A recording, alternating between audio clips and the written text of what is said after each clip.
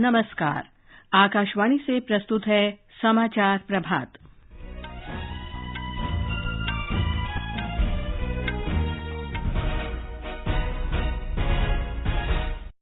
हिमाचल प्रदेश और गुजरात में विधानसभा चुनाव गतिविधियां तेज। राष्ट्रपति द्रौपदी मुर्मू आज सिक्किम में केंद्र और राज्य सरकार के विभिन्न परियोजनाओं का उद्घाटन और शिलान्यास करेंगी।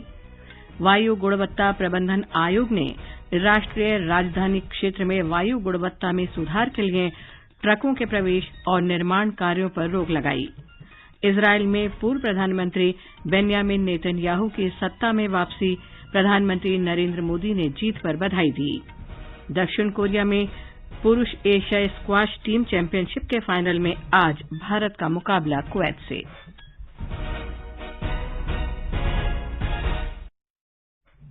समाचार प्रभात के साथ मैं लवलीन निगम। गुजरात में विधानसभा चुनाव की तारीखों की घोषणा के बाद राजनीतिक दलों ने उम्मीदवारों के चयन की प्रक्रिया तेज कर दी है। भारतीय जनता पार्टी राज्य संसदीय बोर्ड ने कल 45 विधानसभा सीटों के लिए उम्मीदवारों के नाम तय किए। बैठक गृह मंत्री अमित शाह की अध्यक्षता में गांधीनगर में पार्टी मुख्यालय में हुई। आज राज्य संसदीय बोर्ड में 58 निर्वाचन क्षेत्रों के लिए उम्मीदवारों के नामों पर विचार विमर्श होगा। इस बीच आम आदमी पार्टी आज मुख्यमंत्री पद के लिए अपना उम्मीदवार घोषित करेगी। पार्टी ने अब तक 108 उम्मीदवारों का नाम तय किया है। गुजरात में 2 चरणों में 1 दिसंबर और 5 दिसंबर को मतदान होगा। मतगणना 8 दिसंबर को कराई जाएगी। हिमाचल प्रदेश में भारतीय जनता पार्टी और कांग्रेस ने विधानसभा चुनाव प्रचार तेज कर दिया है। मतदान में केवल 8 दिन बचे हैं। भाजपा अध्यक्ष जेपी नड्डा आज शिमला में पार्टी का दृष्टिकोण पत्र जारी करेंगे। केंद्रीय मंत्री नितिन गडकरी बिलासपुर और मातौर में जनसभाएं करेंगे। वरिष्ठ भाजपा नेता और उत्तर प्रदेश के मुख्यमंत्री योगी आदित्यनाथ कांगड़ा और बिलासपुर में जनसभाओं को संबोधित करेंगे। कांग्रेस महासचिव प्रियंका गांधी आज कांगड़ा जिले के नगरोटा बांगवा में चुनावी रैली करेंगी। 68 सदस्यों की हिमाचल प्रदेश विधानसभा के लिए इस महीने की 12 तारीख को मतदान होगा। राष्ट्रपति द्रौपदी मुर्मू 2 दिन के दौरे पर आज सिक्किम पहुंच रही हैं। वे गंगटोक में वर्चुअल माध्यम से केंद्र और राज्य सरकार की विभिन्न परियोजनाओं का शिलान्यास और उद्घाटन करेंगी। इन परियोजनाओं में प्रधानमंत्री जन विकास कार्यक्रम के अंतर्गत राष्ट्रीय राजमार्ग संख्या 10 पर रंगपो में पश्चिम बंगाल और सिक्किम को जोड़ने वाले अटल सेतु का उद्घाटन, पूर्वी सिक्किम में 2 लेन वाली चिसोपानी परिवहन सुरंग, दक्षिणी सिक्किम में रवनगला में गंजू लामा महिला हॉस्टल शामिल हैं।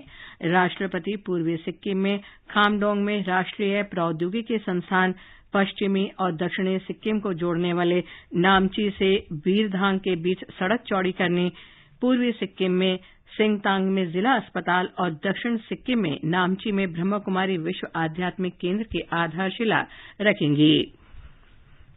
प्रधानमंत्री नरेंद्र मोदी ने कहा है कि केंद्र सरकार ने महाराष्ट्र में करीब 225 परियोजनाओं के लिए 2 लाख करोड़ रुपए मंजूर किए हैं।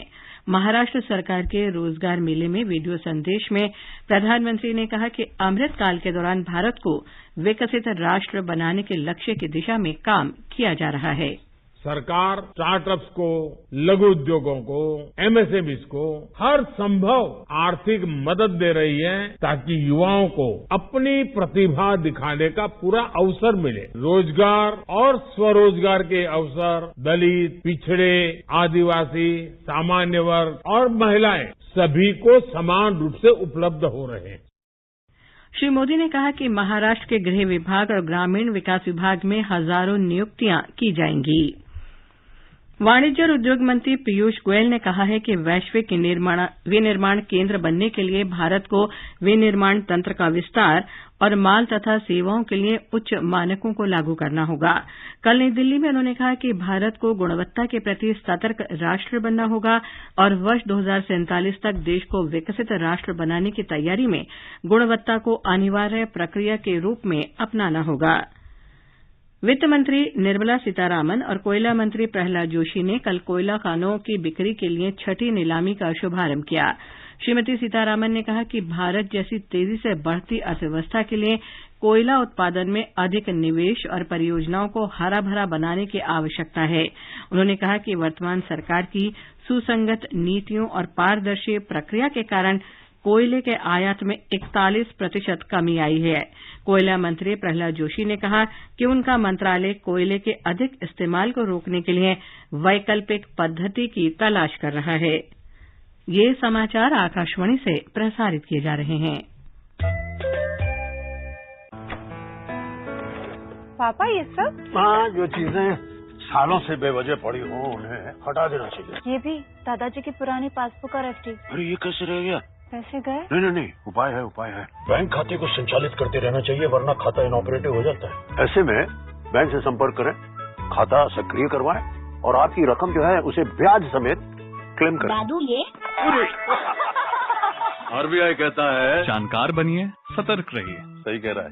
विकसित भारत के विराट संकल्प के साथ देश लगातार आगे बढ़ रहा है। इस संकल्प की सिद्धि में हमारे करदाताओं की है महत्वपूर्ण भूमिका। सभी करदाता निभाएं अपना कर्तव्य और निर्धारण वर्ष 2022-23 की अपनी आय का रिटर्न 7 नवंबर तक ई फाइल करें। याद रखें, उन सभी करदाताओं को जिनके खातों का ऑडिट अनिवार्य है, निर्धारण वर्ष 2022-23 की अपनी टैक्स रिटर्न 7 नवंबर 2022 तक ई फाइल करनी होगी। ड्यू डेट तक टैक्स रिटर्न फाइल न करने पर आपको ब्याज और जुर्माना लग सकता है तथा कोई भी अनएडजस्टेड बिजनेस लॉस अथवा कैपिटल लॉस कैरी फॉरवर्ड नहीं होगा। अधिक जानकारी के लिए www.incometax.gov.in पर लॉग ऑन करें। प्रत्येक आय करदाता एक राष्ट्र निर्माता। समाचार प्रभात में आपका फिर स्वागत है। राष्ट्रीय राजधानी क्षेत्र में वायु गुणवत्ता में लगातार गिरावट की रोकथाम के लिए वायु गुणवत्ता प्रबंधन आयोग ने अनेक उपाय किए हैं। डीजल से चलने वाले ट्रकों के परिचालन पर रोक लगा दी गई है, लेकिन BS6 के साथ आवश्यक और आपात सेवा वाहनों के परिचालन की अनुमति रहेगी। आयोग ने राजमार्ग, फ्लाईओवर, बिजली पारेषण और पाइपलाइन परियोजनाओं से संबंधित निर्माण कार्य रोके जाने का निर्देश दिया है। एनसीआर में स्वच्छ ईंधन से नहीं चलने वाले सभी उद्योग बंद रखे जाएंगे। दिल्ली की वायु गुणवत्ता में खराब और बहुत खराब श्रेणी से कल तक सुधार की उम्मीद नहीं है। शिक्षा मंत्री धर्मेंद्र प्रधान आज वाराणसी में काशी तमिल संगमम की तैयारियों का जायजा लेंगे। संगमम का आयोजन केंद्र सरकार आजादी का अमृत महोत्सव के अंतर्गत एक भारत श्रेष्ठ भारत की भावना के अनुरूप कर रही है। काशी तमिल संगमम 16 नवंबर से 1 महीने तक चलेगा। इसमें काशी और तमिलनाडु के बीच गहरे अकादमिक, आर्थिक और सांस्कृतिक संबंधों को उजागर करने के प्रयास किए जाएंगे। 15वां शहरी सचलता भारत सम्मेलन और प्रदर्शनी आज कोच्चि में आरंभ होगी। आवास और शहरी कार्य मंत्री हरदीप सिंह पुरी तथा केरल के मुख्यमंत्री पिनाराई विजयन संयुक्त रूप से इस सम्मेलन का उद्घाटन करेंगे। केंद्र और राज्य सरकार के वरिष्ठ अधिकारी, नीति निर्धारक, मेट्रो रेल कंपनियों के प्रबंध निदेशक, अंतर्राष्ट्रीय विशेषज्ञ तथा अन्य लोग 3 दिन के सम्मेलन में भाग ले रहे हैं। एक रिपोर्ट।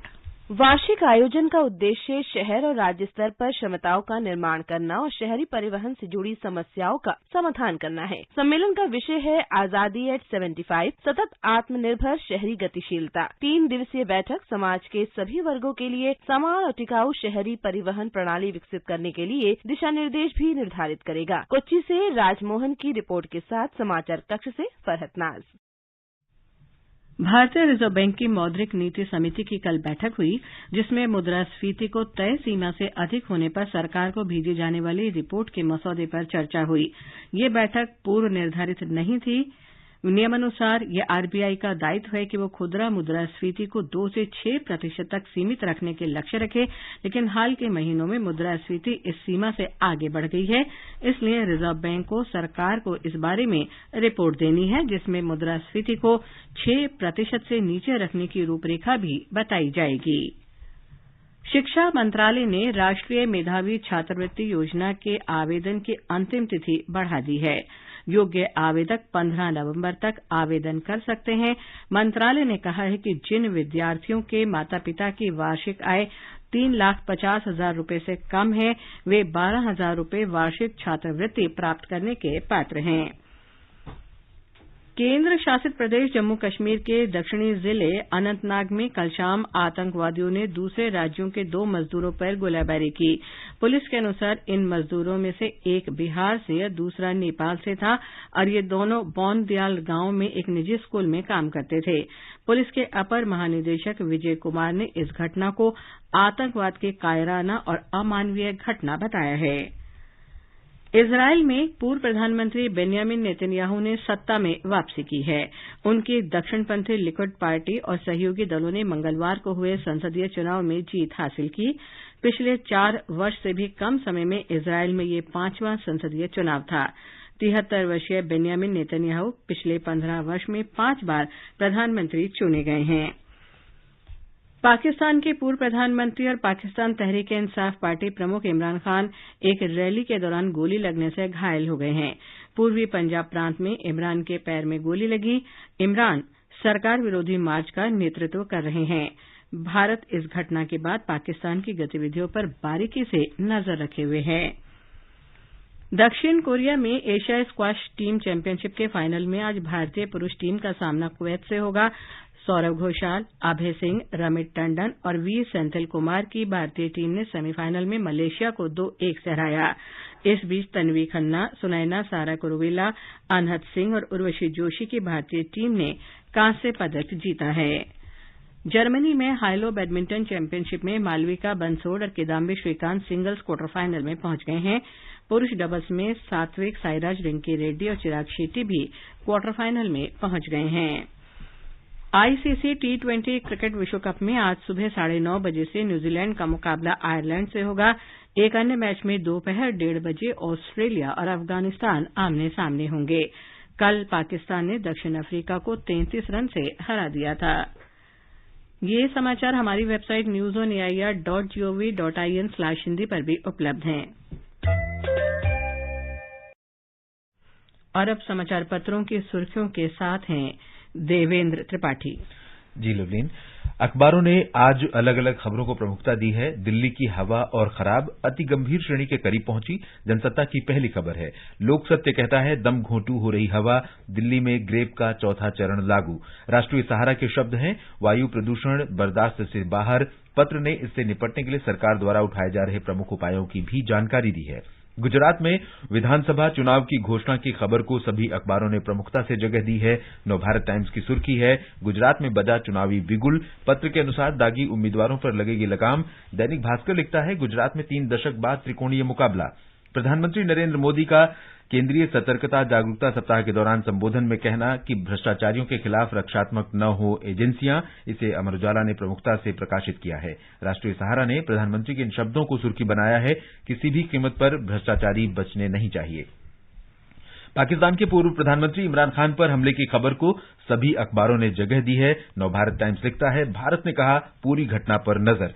शिक्षा मंत्रालय की रिपोर्ट में यह खुलासा, माध्यमिक शिक्षा तक छात्र छात्राओं की संख्या बढ़ी। दैनिक जागरण में है, पत्र ने इसे शीर्षक दिया है स्कूली शिक्षा का फैल रहा उजियारा, हर स्तर पर बढ़ा नामांकन। अर्थ जगत को गति देने के लिए विकसित होंगे 54 रेलवे स्टेशन। इस समाचार को दैनिक जागरण ने अर्थ जगत के पन्ने पर जगह दी है। अगले सप्ताह मिस्र में हो रहे जलवायु सम्मेलन से पहले संयुक्त राष्ट्र ने बनाया रोड मैप। नवभारत टाइम्स की खबर है। पत्र ने सवाल किया है धरती को कूल रखने का वादा कितना निभा पाएंगे पृथ्वीवासी। राजस्थान पत्रिका ने जम्मू और कश्मीर में केसर की खेती पर सचित्र खबर देते हुए लिखा है घाटी में तकनीक के रंग, दुनिया के सबसे महंगे केसर की आधुनिक इंडोर खेती। एक ही केसर के पौधे से 3 की जगह 5 फूल तक हासिल किए हैं। और अंत में मुख्य समाचार एक बार फिर। हिमाचल प्रदेश और गुजरात में विधानसभा चुनाव गतिविधियां तेज।